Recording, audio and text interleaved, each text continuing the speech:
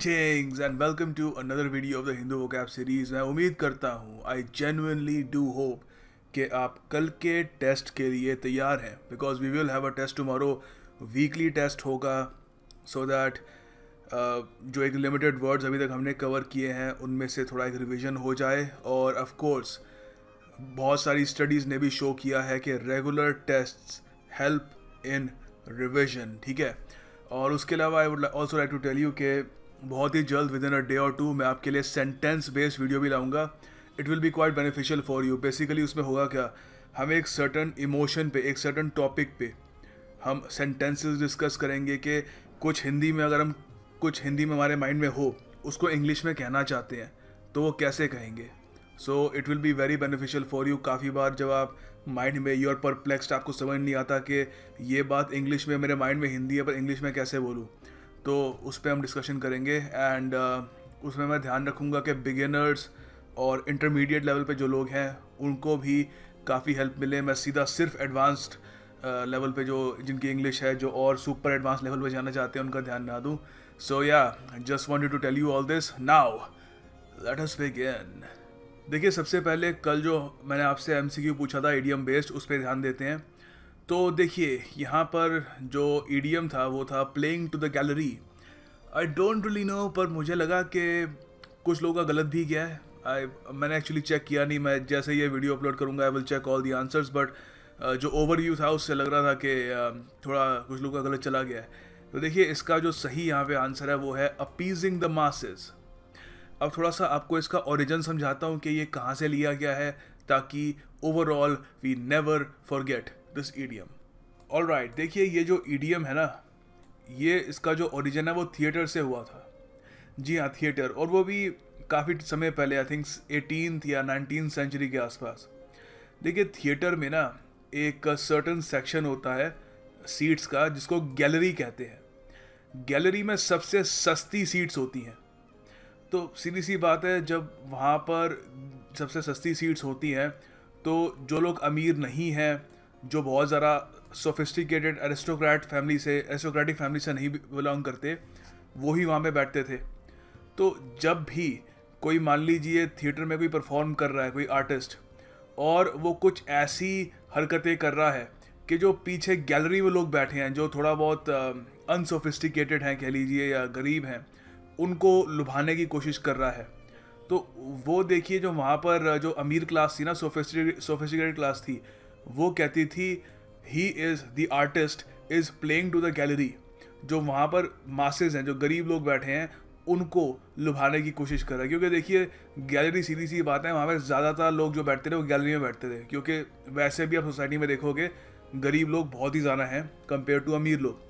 तो जब भी आप गरीबों को लुभाने की कोशिश कर रहे हो किसी भी तरीके से, या फिर मासेस को लुभाने की कोशिश कर रहे हो, गरीबों को नहीं मासेस को, तो you are playing to the gallery. अब इसमें यह भी होता है कि थोड़ा सा आप चीप टैक्टिक्स अपना रहे हो, आप मेहनत कम कर रहे हो, आप बस पॉपुलिज्म सा कर रहे हो। तो पॉलिटिशियंस बहुत ज़्यादा करते हैं। आप कह सकते हो most political parties in India have been accused of playing to the galleries. तो क्या करते हैं वो, कोई भी छोटा सा मुद्दा उठा लिया, अनएम्प्लॉयमेंट पे फोकस नहीं करेंगे, वो लोग जो मेजर एनवायरनमेंट पे नुकसान पहुंचा रहे हैं उस पर फोकस नहीं करेंगे, कोई ट्रिवियल सा मैटर उठा लेंगे जिसका कोई इतना लॉन्ग टर्म में उसका इम्पैक्ट भी नहीं है, और क्या करेंगे, लोगों के इमोशंस के साथ खेलेंगे, जो मेजॉरिटी है उनके इमोशंस के साथ खेलेंगे। So what are they doing, they are playing to the gallery, ठीक है। देखो, सॉर्सरी का अर्थ होता है, यहाँ पे जो फर्स्ट वर्ड है सॉर्सरी, यहाँ पहले देखते हैं हिंदू में यूज़ कैसे किया है। पहले तो देखो यहाँ पे लिखा हुआ है couple burn for practising sorcery, a very depressing title. दिल थोड़ा बहुत रोता है देखकर। हमारे इंडिया में आज भी आजकल ऐसा हो रहा है। देखो, कपल बर्न मतलब उनको जला दिया गया फॉर प्रैक्टिसिंग सॉर्सरी। सॉर्सरी होती है काला जादू, जादू टोना, ठीक है, ब्लैक मैजिक, विजर्डरी, विचक्राफ्ट, ठीक है। इसका ये सब इसके सिनोनिम्स हैं, ठीक है। बेसिकली काला जादू, नेगेटिव किस्म का जादू। तो जो बच्चों के लिए कोई मैजिशियन आता है स्कूल में, वो सॉर्सरी नहीं कर रहा होता, ठीक है। सॉर्सरी का बहुत नेगेटिव मीनिंग होता है। तो यहाँ पर देखिए वही है कि कुछ लोगों को एक्यूज़ किया गया, कुछ लोगों ने सोचा कि वो काला जादू कर रहे थे और उनको जला दिया गया, ठीक है।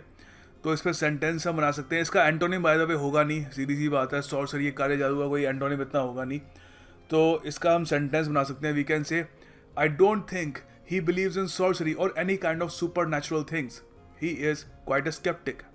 मैं नहीं मानता है वो किसी काला जादू वगैरह पे वो यकीन करता है, ना किसी सुपर नेचुरल मतलब अलौकिक सी कोई चीज़ हो उस पर कुछ यकीन करता है वो, ठीक है, क्योंकि वो एक स्केप्टिक है। स्केप्टिक का देखिए वैसे तो मतलब होता है, लिटरल मीनिंग होता है कोई ऐसा आदमी वो तब तक किसी चीज़ पे यकीन ना करे जब तक उसको प्रॉपर एक प्रूफ दिखे उसका, ठीक है। तो स्केप्टिक की बहुत सारे हिंदी में बहुत सारे शब्द हो सकते हैं, शक्की हो सकता है, अविश्वासी हो सकता है, मगर अविश्वासी ज़्यादातर होता है सिनिकल, ठीक है, साइनिक, वो कभी विश्वास करेगा ही नहीं। स्केप्टिक तब तक विश्वास नहीं करता जब तक उसको प्रूफ ना मिले, ठीक है। तो ये एक बहुत ही बढ़िया सेंटेंस है और याद रखिएगा ये एग्जामिनेशन में भी आ सकता है, सॉर्सरी। ओके, देखिए आगे जो अगला MCQ है वो है आपको बताना है एक्सटेसी का क्या अर्थ है, ठीक है। आपको नीचे कमेंट बॉक्स में इसका अर्थ बताना है और जो PDF फाइल होगी उसमें इसके आंसर होंगे और या गुड लक, अटेम्प्ट करिए। देखिए अगला शब्द है ये। अब मैं इसकी प्रोनाउंसिएशन क्या है आपको बताऊंगा तो आप कहोगे सर क्या है यार, ये लोग क्या इतनी कॉम्प्लिकेटेड क्यों रखते हैं ये। देखो इस शब्द को प्रोनाउंस करने का सही तरीका है सॉफ्रा, सॉफ्रा, बिल्कुल सैंग फ्रॉइड नहीं है, सॉफ्रा। क्यों सर, फ्रेंच वर्ड है? जी हाँ बिल्कुल फ्रेंच वर्ड है ये। और देखिए फ्रेंच में लिटरल इसका मीनिंग होता है कोई चीज़ जो कोल्ड ब्लडेड हो। कोल्ड ब्लडेड क्या क्या होता है? कोल्ड ब्लडेड मगरमच्छ होता है, कोल्ड ब्लडेड कोई छिपकली होती है, सांप होती है, सारे जो एनिमल्स है व्हाट आर दे, ये कोल्ड ब्लडेड है। मैं क्या हूँ? इंसान हूँ। आप लोग क्या हो? हम दोनों क्या है? We are warm blooded. अब देखो कोल्ड ब्लडेड जो एनिमल्स होते हैं ना उनके बारे में एक चीज़ मशहूर होती है, उनमें एंग्जाइटी या मतलब होता है ना एंग्शियसनेस नहीं होती, बड़े ही काम होते हैं। कभी मगरमच्छ को देखना इतना कूल लगता है, चुपचाप स्वाम्प में अपना कोई उसका जो शिकार आएगा तब उस पर झपट लेगा। सांप भी दे लुक वेरी मतलब कंपोज काम। तो वहीं से ये सॉफ्ट रॉ ये वर्ड वहीं से ही आता है। इसका मतलब होता है जिस आदमी में बहुत ज़्यादा आत्मसंयम हो, बहुत ज़्यादा पॉयज हो, बहुत ज़्यादा कंपोजर हो, ठीक है, इक्विलिब्रियम हो, लेवल हेडेडनेस हो। कोई भी आप उसको कल को गाली दे के चले जाओ, वो अपना नॉर्मल ही स्कूल उसको अचानक से या फिर कोई उसने कहीं में इन्वेस्टमेंट कर रखी थी स्टॉक मार्केट में, स्टॉक डूब गए, ही स्कूल उसको पता है उठ जाएंगे वापस। ही इज सॉफ्ट रॉ, he does not get anxious. तो यहाँ पर एक बहुत ही बढ़िया सेंटेंस है, द सॉफ्ट रॉ of the army commander saved the check post from being recaptured by the enemy. तो यहाँ पे मिलिटरीली मैंने यूज़ किया है कि जो आर्मी कमांडर था उसका क्या, उसकी जो लेवल हेडेडनेस थी, जो उसका आत्मसंयम था, कूलनेस, कामनेस जो थी, सेल्फ कंट्रोल था, सेल्फ अश्योरेंस जो थी ना उससे, तभी देखो तभी आदमी सही डिसीजन ले पाएगा। क्योंकि जब आप वॉर में होते हो, अटैक हो रहा है, यू गेट नर्वस, अबे क्या करूं, हम हार गए तो क्या होगा। उस time you need someone who is calm, you need to be soft raw. तो इसका एंटोनिम क्या होगा? इसका एंटोनिम होगा एंग्शियस, एंग्जाइटी, एप्रीहेंशन, ठीक है, concern, oh my god what will happen, ठीक है। सो मैं आपको भी सजेस्ट करूंगा बी सॉफ्ट रॉ। देखिए अगला शब्द है लंपेन। लंपेन द हिंदू में क्या कह रहे हैं? द हिंदू में कह रहे हैं कि instead of tackling the lumpen elements. अच्छा देखो लंपेन बहुत ही एक नेगेटिव वर्ड है। इसका अर्थ होता है उन लोगों को डिस्क्राइब करने के लिए ये वर्ड यूज़ किया जाता है जो ज़्यादा पहली बात क्लेवर या स्मार्ट नहीं होते, ना ज़्यादा पढ़े लिखे होते हैं, ठीक है, और उसके अलावा उन लोगों में कोई भी ऐसी कोई इच्छा नहीं होती कि अपनी स्थिति बदल लें। वो जैसे हैं वैसे रहना चाहते हैं। They have absolutely no interest in changing और इम्प्रूविंग देयर सिचुएशन। तो देखिए लंपेन के कुछ एक बहुत ही बढ़िया सिनोनिम्स यहाँ पे हैं, स्टूपिड, फूलिश, इडियोटिक, ठीक है, all these are the synonyms of lumpen. तो यहाँ पर एक बहुत ही बढ़िया सेंटेंस है, he sings the kind of songs that appeal to the lumpen section of the society. तो होता है काफ़ी सारे कुछ रैपर्स वगैरह होते हैं, बहुत ही वल्गर लैंग्वेज यूज़ करते हैं, बहुत ही ख़राब लैंग्वेज यूज़ करते हैं। तो वो क्या करने की कोशिश कर रहे हैं, वो एक ऐसा जो सेक्शन ऑफ द सोसाइटी का जो लंपेन है उसको अट्रैक्ट करना चाहते हैं, वो उनकी ऑडियंस है, वहाँ से वो पैसा कमाना चाहते हैं। तो जो एंटोनिम होंगे इसके वो क्या होंगे? Smart, aristocratic, blue blooded. मतलब देखो सीधी सी बात है, ये जो एरिस्टोक्रेटेड होता है, जो ब्लू लोडेड होता है, ठीक है, जो ये सब चीज़ों, ये जहाँ पे जो वर्ड्स होते हैं, मतलब ऑलरेडी वो आदमी एजुकेटेड है, रिच है, और काफ़ी हद तक उसका दिमाग जो है इट इज़ क्लेवर, काफ़ी हद तक वो अवेयर है अपने आसपास की चीज़ों से, ठीक है। सो ये इसके एंटोनिम्स हो सकते हैं। एंड याद रखिएगा एक बहुत ही इंपॉर्टेंट वर्ड है लम्पेन। देखिए अगला शब्द है ओड। ओड यहाँ पे द हिंदू में कैसे यूज़ कर रहे हैं, देखिए यहाँ पे लिखा हुआ है it is not as if the ban on cow slaughter is an ode to the cow. तो ऐसा नहीं है कि जो आपने बैन लगा दिया है काउ स्लॉटर पर, ये एक ओड है। ये ऑफ कोर्स एक सार्कास्टिक वे में कह रहे हैं। ओड देखो होता है खास टाइप की पोएम, एक कॉम्पोजिशन, एक कविता टाइप की, जो एक स्पेशली एक पर्सन को माइंड में रखते हुए आप बनाते हो, ठीक है, usually written to that person. तो ऐसा नहीं है कि आपने जो, मतलब बेसिकली ये कह रहे हैं कि काउ स्लॉटर बैन करके आपने कुछ खास गाय के लिए कुछ बहुत ही बड़ा काम नहीं कर दिया, ठीक है।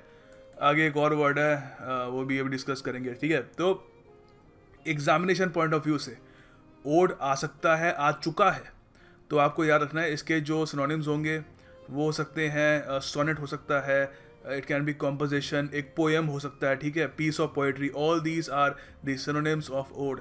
आप ये भी कह सकते हो if I could write good poetry I would write an ode to you all. अगर मैं अच्छा एक कविता होता, मैं शायर तो नहीं, अगर मैं एक अच्छा कवि होता तो मैं आप सब के लिए एक ओड लिखता, मतलब कि एक पोएम लिखता जो स्पेशली आप लोगों के लिए है, ठीक है, आप पे बेस्ड है। देखिए अगला शब्द है एम्बिवलेंट। एम्बिवलेंट यहाँ पे द हिंदू में आगे लिखा हुआ है the cow in fact becomes a strangely ambivalent creature. अच्छा, एम्बी से आपको ये तो मतलब है ना, मतलब कि डुअल। अब जैसे मैं बोलता हूँ ये वर्ड, तो आई थिंक वो कैब में जिसने भी कोई स्टार्टिंग में थोड़ा बहुत पढ़ा होगा, एम्बीडेक्स्ट्रस मैं बोलता हूँ कि मेरा दोस्त एम्बीडेक्स्ट्रस है, मतलब राइट हैंड से भी लिख सकता है और लेफ्ट हैंड से भी लिख सकता है, मतलब बोथ हैंड से लिख सकता है। तो एम्बी का जहाँ भी मतलब होता है मतलब बोथ। तो एम्बी वैलेंट का क्या मतलब होगा, देखो एम्बी वैलेंट का अर्थ होता है जब आप क्लियर नहीं हो, जब आपके माइंड में दो दो चीज़ें चल रही हो, ठीक है, मिले जुले भाव हो, एक ये भी हो कि यार ऐसे भी हो सकता है, फिर ऐसा भी हो सकता है, तो मिक्स फीलिंग्स हैं, ठीक है। तो आप कह सकते हो आप डाउटफुल हो, आप अनश्योर हो, आप अनसर्टेन हो, ठीक है। और उसके अलावा ये भी कह सकते हो, ये बहुत बढ़िया है यहाँ पे, इन ए डायलेमा हो, ठीक है, on the horns of dilemma हो, ठीक है, इन टू माइंड्स, इररेजोल्यूट हो आप। तो सीधी सी बात है, यहाँ पे कह रहे हैं कि बेसिकली इन्होंने यही कहा है कि काउ स्लॉटर जो है उसके अगेंस्ट उन्होंने बोला है कुछ खास उसने किया नहीं है, उल्टा और प्रॉब्लम्स ही क्रिएट कर दी है, ठीक है, इनका व्यू है, मैं बस समझा रहा हूँ, ठीक है। तो यहाँ पर एक सेंटेंस है इस पर, I am actually starting to feel positive about the upcoming test as opposed to mildly ambivalent. तो पहले मैं क्या था, पहले मेरे अंदर अनसर्टेनिटी थी, मिले जुले भाव आ रहे थे, क्या होगा क्या होगा, मगर अब धीरे धीरे मैं पॉजिटिव फील कर रहा हूँ, ठीक है। सो याद रखिएगा एम्बी से इसका ये रूट वर्ड है, इससे आपको याद रखने में आसानी होगी।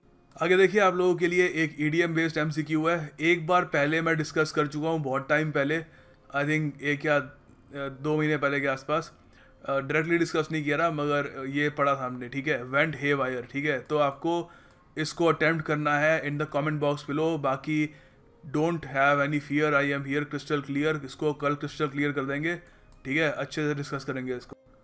देखिए अगला शब्द है लिंचिंग। लिंचिंग वर्ब है, तो यहाँ पर इसको द हिंदू की एक टाइटल है, यहाँ पे इसको यूज़ किया है, Rajasthan explains it's actions post lynching. Lynching के बाद राजस्थान ने अपने एक्शंस एक्सप्लेन करे। देखो लिंचिंग कब होती है, देखो लिंचिंग बेसिकली होती है, ये रूरल एरियाज में थोड़ी ज़्यादा देखी जाती है। मान लो एक गांव है, वहाँ पर एक आदमी पे कोई एक्यूजेशन लगी, जैसे अभी नॉर्थ ईस्ट में हुआ था कुछ महीने पहले, एक आदमी था उस पर आरोप लगा के उसने किसी लड़की का रेप किया है, जबकि ऐसा कुछ अभी तक कोई ना इस पर कोई प्रूफ हुआ था, ना कोई सॉलिड एविडेंस था, मगर उस वक्त रेप्स के खिलाफ ऐसी हवा बनी हुई थी, लोग इतना ज़्यादा गुस्सा थे कि ऐसे लोगों से जो औरतों का सम्मान नहीं करते, मतलब रेप कर देते हैं। तो क्या किया, बहुत सारे लोग आए उसके घर के बाहर खड़े हुए, उसको घर के बाहर घसीटा, अरे घर के भी आई थिंक पुलिस स्टेशन से बाहर घसीटा, पुलिस स्टेशन में लॉक था वो, पुलिस स्टेशन से बाहर घसीटा और उसको फांसी लगा दी। तो वो क्या था, इट वॉज लिंचिंग। और वो जिन लोगों ने ऐसा किया वो लोग कौन थे, वो था एक लिंच मॉब। तो लिंच मॉब क्या करता है, उनको लगता है कि कोई आदमी अगर गिल्टी है, उसने कुछ गलत किया है, चाहे सबूत हो ना हो, उस वक्त उनके इमोशंस पे, उनके सेंटिमेंट्स पे डिपेंड करता है, वो उसको पकड़ेंगे और उसको फांसी लगा के वहीं पे उसका ख़त्म कर देंगे। तो राजस्थान में भी यही हुआ है, कुछ ये आई थिंक कुछ काउ से रिलेटेड कोई इशू था, तो एक आदमी को लिंच मॉब ने वहाँ पे मार दिया। तो लिंचिंग का मतलब क्या होगा, ठीक है, इसका होगा बेकायदा मार डालना, किसी कायदे के, कोई रूल के बिना, किसी रेगुलेशन के बिना, बस ऐसे ही उसको मार डालना, ठीक है। तो इसके सिनोनिम्स क्या क्या हो सकते हैं, हैंग बाय द नेक, ठीक है। All these are the synonyms of lynching. बाकी इतना ज़रा इसके कुछ मतलब तो निकलेंगे ना, इसका कोई एंटोनिम होगा, ठीक है। तो यहाँ पर एक सेंटेंस बनाया कि angry mobs lynching someone suspected of murder is wrong even if that person is actually guilty.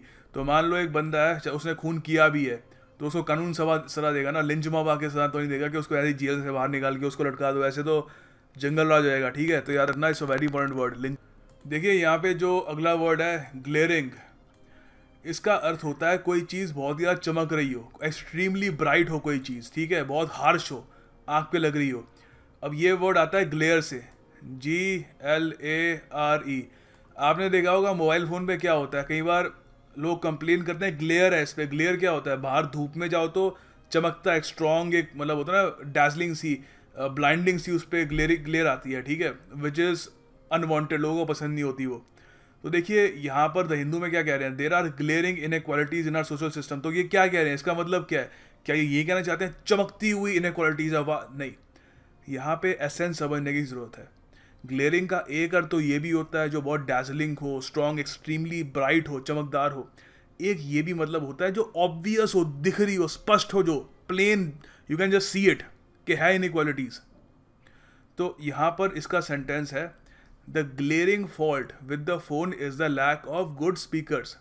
तो यहाँ पे मैंने स्क्रीन विन से नहीं बनाया, मैं ये कह रहा हूँ कि एक ऑब्वियस एक इस फ़ोन में एक फॉल्ट है, कमी है कि स्पीकर कमज़ोर है, मैं गाने नहीं बजा पाता इस पर, ठीक है। सो ग्लेयरिंग का यहाँ पे ये भी अर्थ हो सकता है कोई चीज़ जो बहुत ही ज़्यादा ऑब्वियस हो, ठीक है।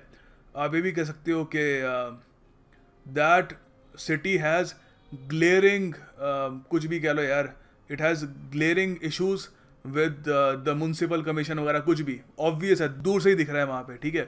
तो एंटोनिम क्या होगा इसका, सीधी सी बात है, छुपा हुआ, हिडन, कंसील्ड, कंसील करके रखा हो, ठीक है, इनकॉन्स्पिशियस, और उसके अलावा माइल्ड भी हो सकता है, ठीक है। All these are the antonyms of glaring. Finally देखिए टास्क ऑफ द डे है आज का, आपको सेंटेंस बनाना है सॉर्सरी पे, ठीक है। So make a good sentence on sorcery, good luck with that.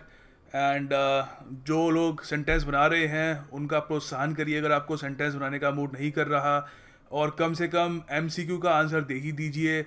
जो एक चीज़ मुझे सबसे ज़्यादा मोटिवेट करती है वो आप लोगों की कमेंट्स है, तो जितना आप लोग कमेंट करेंगे उतना ज़्यादा मुझे मोटिवेशन मिलती रहेगी कि मैं ये सीरीज़ कंटिन्यू रखता रहूँ।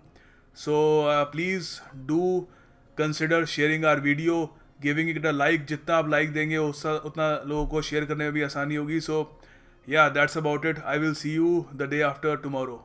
Bye.